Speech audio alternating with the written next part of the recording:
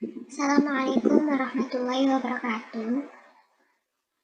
Perkenalkan, nama saya Tiara Delaviani Prianto, NIM H02219019. Jadi saya di sini akan melakukan tutorial forecasting menggunakan metode ARIMA stasioner non-seasonal menggunakan software Minitab, R, dan SAS. Yang pertama yaitu menggunakan software Minitab. Jadi di sini ada data jumlah kedatangan dari tahun 2019 bulan Januari sampai bulan Desember tahun 2021.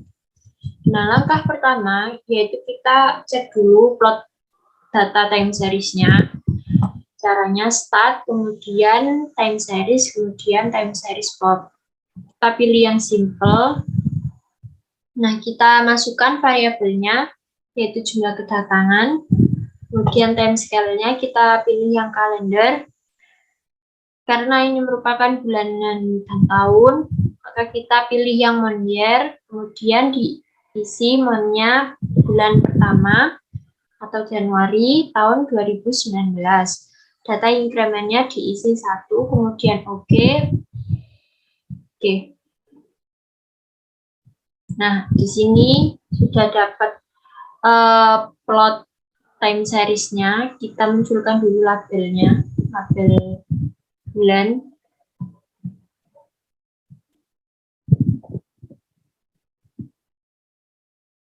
Nah, bisa kita lihat bahwa plot time series-nya ini merupakan stasioner dan non-seasonal. Nah, jika plot data time series-nya sudah stasioner, maka bisa kita lanjutkan ke langkah selanjutnya, yaitu identifikasi stasioner terhadap varian menggunakan box-box. Langkahnya yaitu start, kemudian control chart, box-box transformation. Nah, di sini kita masukkan variabelnya, jumlah kedatangan, kemudian subgrupnya diisi 1, kemudian klik OK. Nah, di sini bisa kita lihat hasilnya. Nah, untuk menentukan bahwasannya data ini stasioner terhadap varian atau tidak, itu bisa kita lihat dari rounded value-nya itu sama dengan 1, atau bisa kita lihat dari lower dan upper-nya itu lebih besar, lebih dari 1. Nah, karena di sini upper-nya sudah lebih dari 1, maka data tersebut stasioner terhadap varian. Langkah selanjutnya yaitu identifikasi stasioner terhadap rata-rata atau mean. Yang pertama menggunakan plot ACF. Langkahnya yaitu start, kemudian time series, kemudian autocorrelation. Nah, di sini seriesnya diisi variabel atau jumlah kedatangannya, kemudian klik OK. Nah, di sini sudah terdapat plot ACF-nya. Nah, dapat kita lihat bahwa pada leg pertama ini sudah melebihi garis, maka diduga bahwa terdapat indikasi MA1. Kemudian kita lihat pada plot PACF-nya untuk mengecek apakah ada indikasi AR1 atau tidak.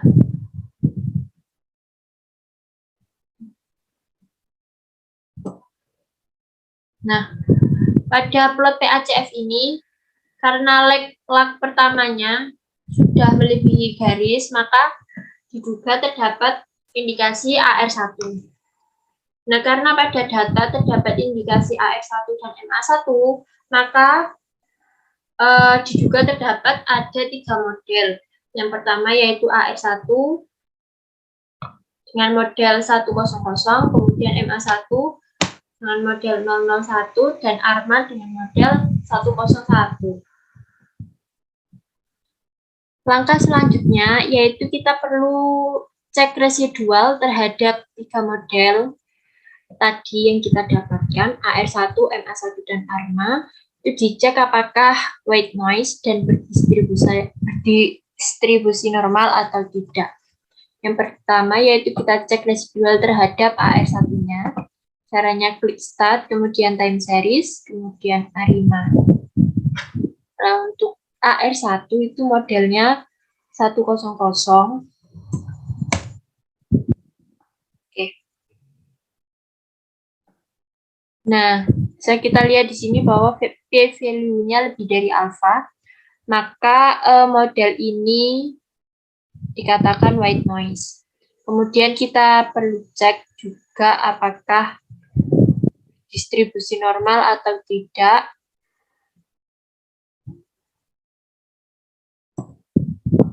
Oh iya, kita kasih nama dulu ya variabelnya. Residual AR1. Kemudian kita cek tes normality-nya. Nah, ini masukkan. Kemudian kita pakai yang Kolmogorov. Nah, di sini bisa kita lihat bahwa p-value-nya lebih dari alpha, maka residual AR itu berdistribusi normal. Kemudian kita cek yang model MA1-nya 001. Oke.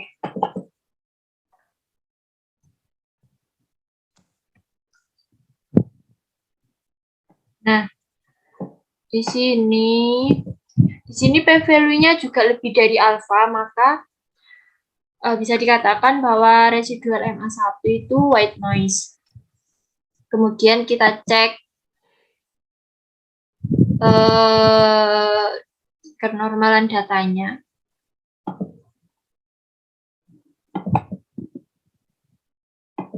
Oke. Nah, di sini juga lebih dari alpha juga p-value-nya, maka MA1 juga berdistribusi normal. Kemudian yang terakhir kita cek yang armanya, model armanya itu 101.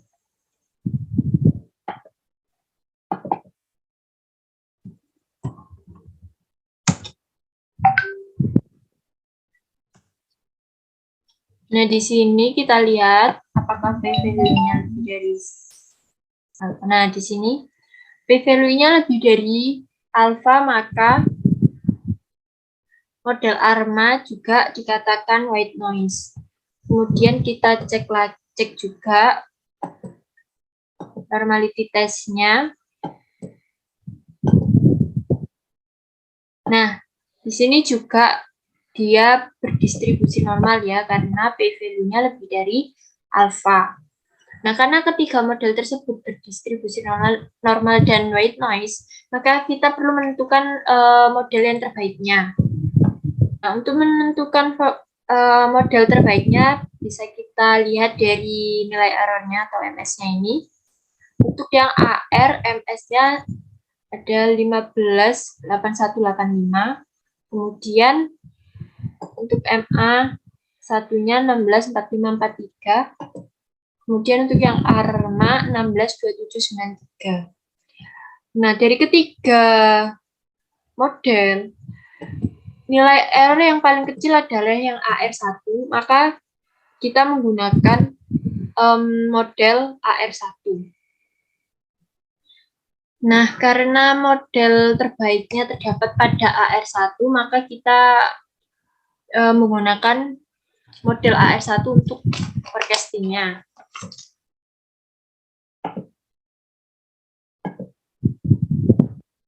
Model AR1 itu 100.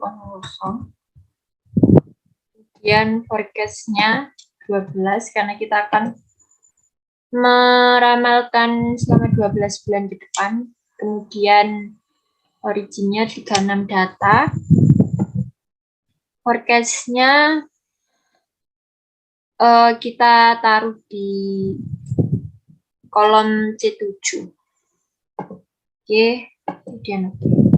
Nah, di sini bisa kita lihat hasil forecasting-nya.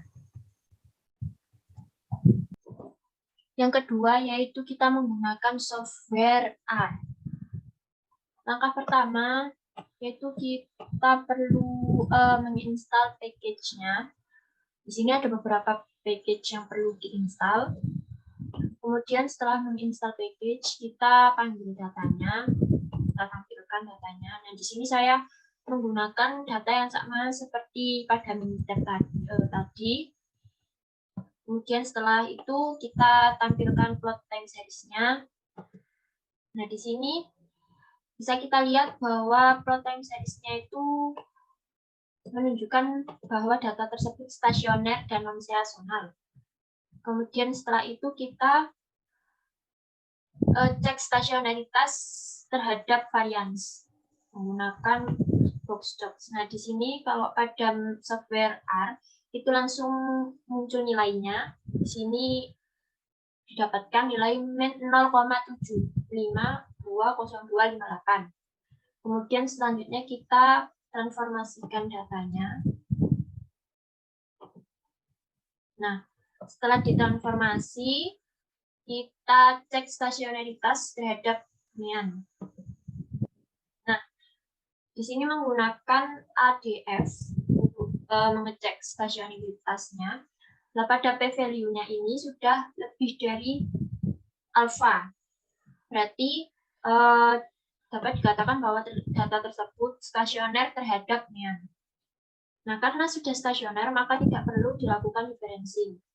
Kemudian selanjutnya kita tampilkan plot ACF dan PACF-nya.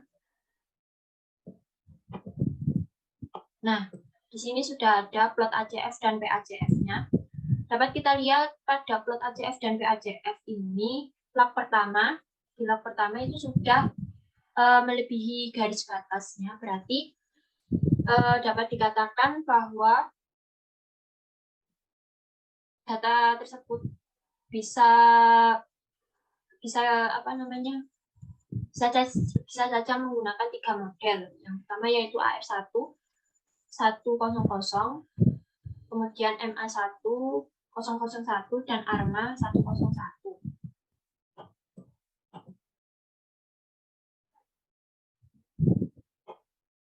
Nah, di sini kita bisa langsung memunculkan model terbaik dari ketiga model yang kita duga tadi. Nah, di sini dapat kita lihat bahwa model terbaiknya ada pada AR1. Nah, kita juga bisa memunculkan satu persatu modelnya. Yang pertama yaitu AR1 100. Nah,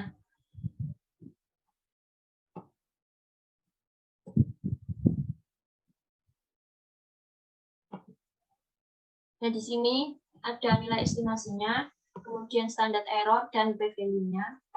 Kemudian yang kedua yaitu model 001 NA1.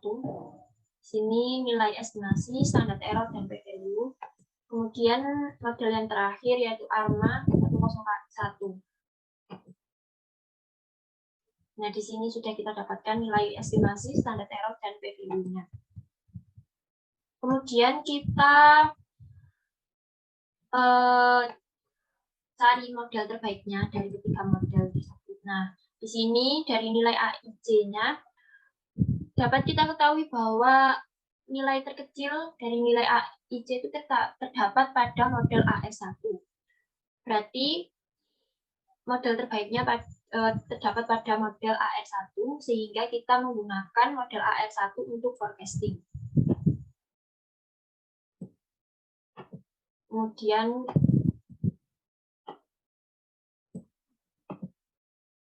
kita lakukan. Kemudian selanjutnya kita perlu cek uji kenormalan pada residualnya. Nah, di sini ada plot normal plot giginya. Kemudian selain menggunakan plot, kita juga bisa menggunakan Saviro test dan KS test. Nah, dapat kita ketahui bahwa p-value Saviro Wilk-nya itu lebih dari alfa, dan juga p-value Kolmogorov atau KS-nya itu lebih dari alfa juga, maka dapat dikatakan bahwa data tersebut berdistribusi normal.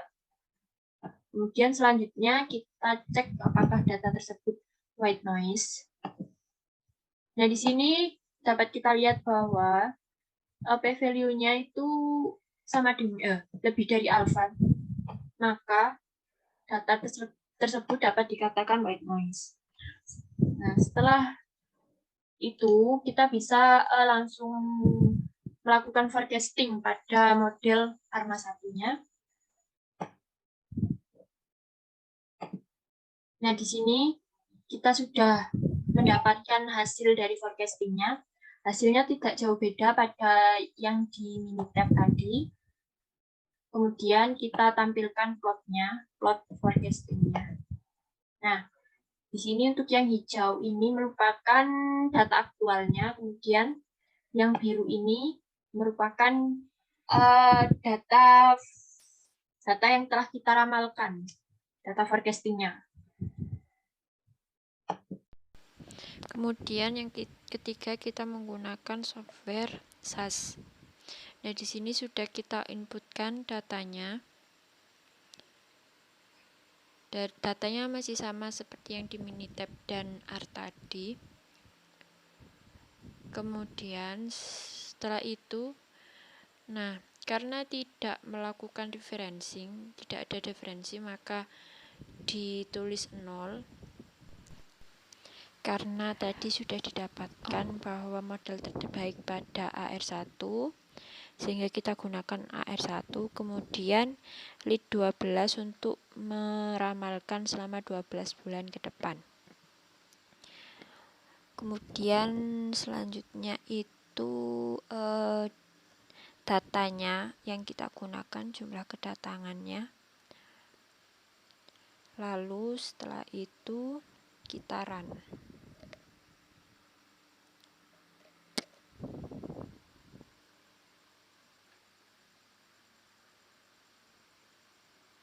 Nah, di sini sudah ada hasilnya. Nah, itu ada plot time series-nya, menunjukkan stasioner dan non seasonal, kemudian plot ACF, PACF, dan plot IACF-nya. Kemudian ada parameter, hasil parameternya. Kemudian juga ada tabel pengecekan white noise. Dapat kita lihat p-value lebih dari alfa semua, maka dikatakan white noise. Kemudian grafik ACF, PACF, IACF white noise-nya. Lalu kemudian, nah, di sini sudah kita dapatkan hasil forecastingnya selama 12 bulan ke depannya. Didapatkan hasil seperti itu. Lalu kemudian juga ada grafik forecasting selama 12 ke depannya. Grafik forecasting. Kemudian juga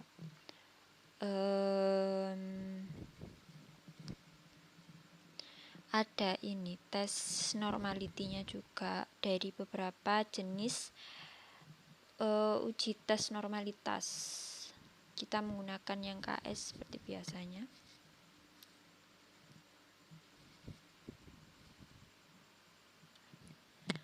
Sekian tutorial melakukan forecasting ARIMA stasioner non seasonal.